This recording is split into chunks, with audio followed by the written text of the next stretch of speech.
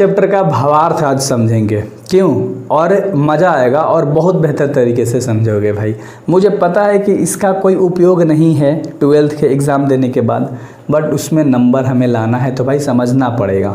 5 से 7 मिनट दोला डोलो। देखो कह रहा है कि प्रातः नभ था बहुत नीला शंख जैसे भोर का नभ, राख से लिपा हुआ चौका अभी गीला पड़ा है। यानी इसका मतलब क्या हुआ, तो मैंने पूरा अच्छे से तैयार करा है। शायद सबसे अलग लेवल का कंटेंट लेकर आता हूँ, बहुत मेहनत लगती है तैयार करने के ऊपर, तो ध्यान से देखिएगा। कह रहा है कि इस काव्यांश में कवि ने भोर के बाद उषा काल के दौरान होने वाले सूर्योदय का सुंदर चित्रण तथा वर्णन किया है। यानी सुबह सुबह जब सूर्य निकलता है तो उससे पहले एक लालिमा छाई हुई रहती है आकाश में, देखोगे तो उस चीज़ के बारे में वर्णन किया गया है, चित्रण किया गया है। प्रातःकालीन आकाश का चित्रण करते हुए कवि कहता है कि सूर्योदय से पहले भोर के समय आकाश जो आसमान होता है वो नीले शंख जैसा लगता है। बिल्कुल भी समझ रहे हो, नहीं तो आप रिलेट कर पा रहे हो अच्छे से। तो इतना तो आपको हमेशा लिखना पड़ेगा। फिर उसके बाद ये लेखक इस तरह से बताता है, और 2 लाइन में आगे क्या कहता है ध्यान से देख लो। आकाश का रंग रात की नमी के कारण ऐसा लग रहा था जैसे राख से लिपा हुआ नीला चौका, यानी रसोई बनाने का स्थान हो। प्रातःकालीन वातावरण में ओस और नमी है, गीले चौके में भी यह नमी है। तो ये कहा गया है, और इसलिए दोनों की समानता एक कारण चौके को गीला बताया गया है। तो ये पूरा मेरे भाई काव्यांश है, भावार्थ है, और बेहतर तरीके से आपको हर लाइन का भावार्थ बता दूंगा। बस आपको सुनना है और अच्छे से सारी चीज़ें करनी है। अगला जो हमारे पास 4 लाइन है, अगला 4 लाइन कह रहा है कि बहुत कलिशील जरा से लाल केसर से कि जैसे धुल गई हो स्लेट पर या लाल खड़िया चाक मल्दी हो किसी ने। यानी इसका मतलब क्या होगा, सबसे पहले तो आप 2-3 लाइन हेडिंग बनाओगे कि इस काव्यांश में कवि ने भोर होने के बारे में बात करा है, उषा काल के दौरान होने वाले सूर्योदय का सुंदर चित्रण तथा वर्णन किया है। भोर के झुटपुट में अंधेरे और सूरज की उगती हुई लाली का मिश्रण ऐसा लगता है मानो बहुत गहरी काली सील यानी कि मसाला पीसने वाला पत्थर थोड़े से लाल केसर में घुल दी गई हो। यानी कि ऐसा सुबह सुबह देखोगे तो लगेगा ना भोर में कि भाई एकदम गजब तरीके से ना लगता है ना लालिमा। अंधेरे काली सील यानी मसाला पीसने का पत्थर, यहाँ पर कह रहा है ना कि अंधेरे काली सील यानी कि यहाँ कोष्ट में लिख दिया हमने कि मसाला पीसने का पत्थर जैसा प्रतीत होता है, वैसे सूरज की लाली केसर की तरह यह वातावरण ऐसा लगता है मानो किसी ने काली स्लेट पर लाल खड़िया चाक मिट्टी पोत दी हो। यानी जैसे घर में सिलवट होता है उस पर जब मसाला पिसता है तो देखो कलर लाल पीला जैसा कितना मस्त लगता है। सेम उसी तरह से बोल रहे हैं कि आकाश भी लाल नीला पीला दिखाई देता है जब सूर्य उदय होने वाला होता है, तो बहुत लालिमा छाई हुई होती है और बहुत सुनहरा लगता है। तो इन्हीं सारे चित्रण को बताया गया है इस चैप्टर में। कोई दिक्कत नहीं है, थोड़ा सा लंबा हिंदी अर्थ होगा तो आपको अच्छे से करना है। कह रहा है कि नील जल में या किसी की और छिलमिल देह जैसे हिल रही हो और जादू टूटता है इस उषा का अब सूर्योदय हो रहा है। तो इन 6-7 लाइन का हिंदी हम लोग समझेंगे, बेहतर तरीके से समझेंगे, ठीक ना। चलो तो यहाँ पर सबसे पहले आप 2 लाइन तैयार कर लोगे तो इसे बोलने की जरूरत नहीं है। इस काव्यांश में कवि ने भोर के बाद उषा के दौरान होने वाले सूर्योदय की सुंदर चित्रण तथा वर्णन किया है। चलो तो देख लो 4 लाइन पहले मैं आपको बताता हूँ। कह रहा है कि भोर के समय जब आकाश में गहरा नीला रंग छा जाता है और सूरज की श्वेत आभा दिखने लगती है तो उस समय का सौंदर्य ऐसा प्रतीत होता है मानो नील रंग के जल में किसी सुंदरी गोरी देह झिलमिला रही है।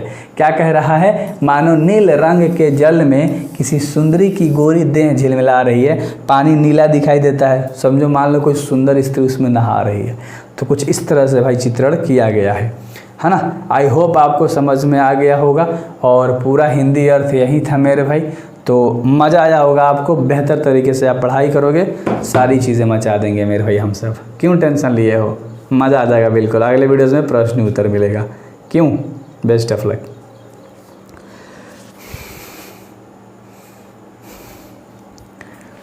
हमने आपको सारी चीज़ करा दी, हिंदी अर्थ, सारांश, परिचय।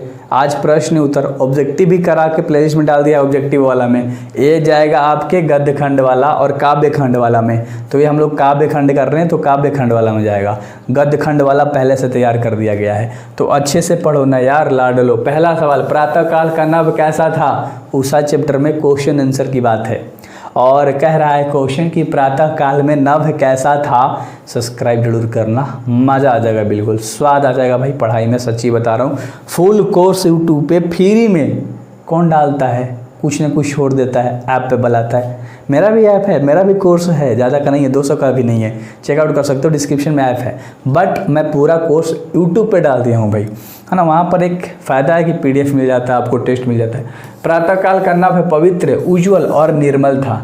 वह शंख जैसा प्रतीत हो रहा था। उस समय नभ देखने में लिपा हुआ चौके की तरह लग रहा था।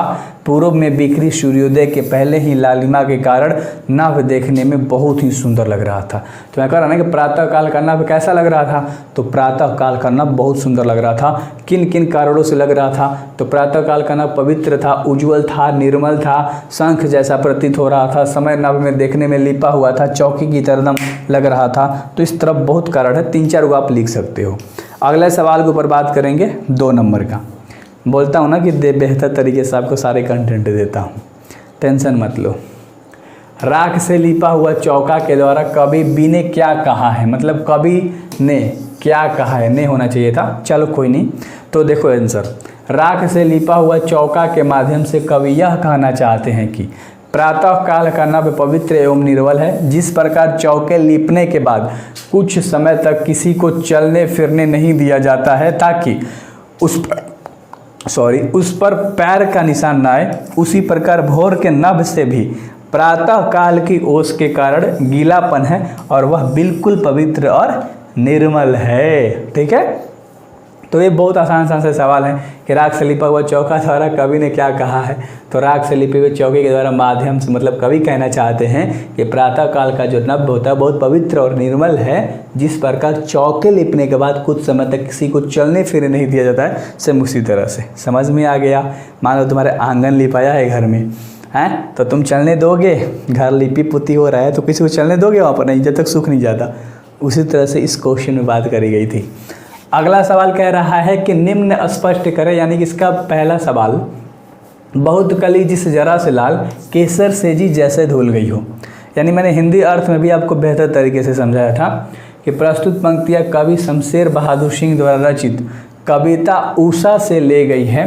कवि इस पंक्ति के माध्यम से यह कहना चाहते हैं कि प्रातः काल के गहरे नीले आकाश से सूर्योदय से पूर्व की जो लालिमा है वो प्रभाव के कारण, लालिमा के प्रभाव के कारण ऐसा लग रहा है जैसे कली पत्थर पर केसर रगड़ने के बाद उसे धो दिया गया हो। समझ रहे हो? जैसे मान लो सिलौट है घर में, उस पर कुछ पिसाया, उसको धो दिया, लालिमा जैसा लगता है, सेम उसी तरह से बात करी गई है। तो बेहतर तरीके से हर चीज़ को समझा रहा हूँ, अगर आप सुनोगे तो केवल आपको समझ में आएगा। उषा का जादू कैसा है? तो उषा का जादू कैसा है बताना है। सवाल देख लो, आंसर देखो। सूर्योदय से पूर्व की लालिमा और आकाश की नीलिमा दोनों एक साथ मिल गए हों तो उषा का सौंदर्य इतना बढ़ गया कि उसे देखते ही रह जाते हैं लोग, क्योंकि वो उसे देखता है, मोहित हो जाता है। यानी कि जो इन दोनों के कॉम्बिनेशन को देख लेता है वो मोहित हो जाता है। किसकी? सूर्योदय की पूर्व की लालिमा और आकाश की नीलिमा को। क्लियर है? तो अच्छे से समझ में आ गया होगा कि उषा का जादू कैसा था। और अगला 5 नंबर का सवाल है और इसे देखते हैं भाई साहब ध्यान से। लाल केसर और खड़िया चाक किसके लिए प्रस्तुत है? तो लाल खड़िया और चाक किसके लिए प्रस्तुत है लाडलो? ध्यान से देखो। कालेपन को मलिनता अथवा किसी दोष का सूचक माना जाता है, उसे धोकर साफ किया जाता है। इसी प्रकार कली पत्थर पर लाल केसर रगड़ने तथा उसे धोने के बाद झलकने वाली जो लालिमा पता चलता है उसका निर्मलता के लिए उसे किया जाता है ना, यानी कि निर्मल रहे। स्लेट का रंग काला होता है, इस पर लाल खड़िया चाक यानी कि रगड़कर होना चाहिए था, रगड़कर कालिया और लालिमा का समन्वय कर आकाश की शोभा का वर्णन किया गया है। यानी कि अगर सिलौट पे कोई चीज़ रगड़ रहे हो, लालिमा आएगा, कालापन आएगा, है ना, नीलेपन आएगा, तो उन सब जैसे दिखेगा उस तरह से आकाश दिख रहा था, तो उस तरह से वर्णन किया गया है आकाश की शोभा के बारे में कि आकाश कैसा था, बात किया गया है। अगला सवाल है कि काव्य स्पष्ट करना है ना, यानी व्याख्या करना है। पहला सवाल आपका कह रहा है, पहला सवाल क्या कह रहा है लाडलो, देखो, जादू टूटता है इस उषा का अब सूर्योदय हो रहा है। जादू टूटता है अब इस उषा का सूर्योदय हो रहा है। कह रहा है कि प्रस्तुत पंक्तियाँ कवि शमशेर बहादुर सिंह द्वारा रचित कविता यानी कि उषा से ली गई है। कवि इस पंक्ति के माध्यम से यह कहना चाहते हैं कि सूर्योदय से पूर्व की लालिमा और आकाश की नीलिमा दोनों एक साथ मिल गए तो उषा का सौंदर्य इतना बढ़ गया है कि उसे देखने वाले देखते ही रह जाते हैं, है ना। यह उषा की जादू हो तो क्योंकि जो उसे देखता है वो मोहित हो जाता है। सूर्योदय के साथ सूर्य का प्रकाश फैलने से उषा की जो सुंदरती है वो सौंदर्य नष्ट हो जाती है। सुबह सुबह मान लो नीलिमा, है ना, आकाश की नीलिमा और लालिमा दोनों मिला है, मस्त लग रहा है। जैसे सूर्योदय हुआ, प्रकाश आया तो लोग के जो सौंदर्य था वो ख़त्म हो जाता है, फिर उजाला आ जाता है, घाम धूप आ जाता है, आप बोलते हो ना। हाँ, तो धूपा से पहले वाला जो मौसम होता है भाई, मौसम बोल रहा हूँ, जो देखने का वो जो सीन मिलता है ना, बड़े बड़े उठते हो भाई, एक अलग लेवल की शांति आती है, सारा स्ट्रेस आपका ख़त्म हो जाएगा। भोर में उठते कहाँ हो, मोबाइल में लग जाते हो तुम सब। बहुत कली जिस जरा से लाल केसर से जैसे धुल गई हो। इसका मतलब प्रस्तुत पंक्ति कवि शमशेर बहादुर सिंह के द्वारा रचित कविता उषा से ली गई है ना। हाँ, कवि इस पंक्ति के माध्यम से यह कहना चाहते हैं कि प्रातः के गहरे नीले आकाश पर सूर्योदय से पूर्व की जो लालिमा का प्रभाव पड़ता है उसके कारण ऐसा लग रहा है जैसे कली पत्थर पर केसर रगड़ने के बाद उसे धो दिया गया हो। इस तरह उषा का सौंदर्य बढ़ जाता है। इस तरह जो उषा का सौंदर्य होता है क्या होता है, बढ़ जाता है। और सवाल है क्या, और सवाल है क्या, नहीं, ऑब्जेक्टिव है। तो ऑब्जेक्टिव मैंने प्लेलिस्ट में डाल दिया है, ऑब्जेक्टिव वाला में अच्छे से जाइए कीजिए। Best of luck, subscribe video कीजिएगा। इंग्लिश और पढ़ो यार, इंग्लिश बेहतर तरीके से बताता हूँ।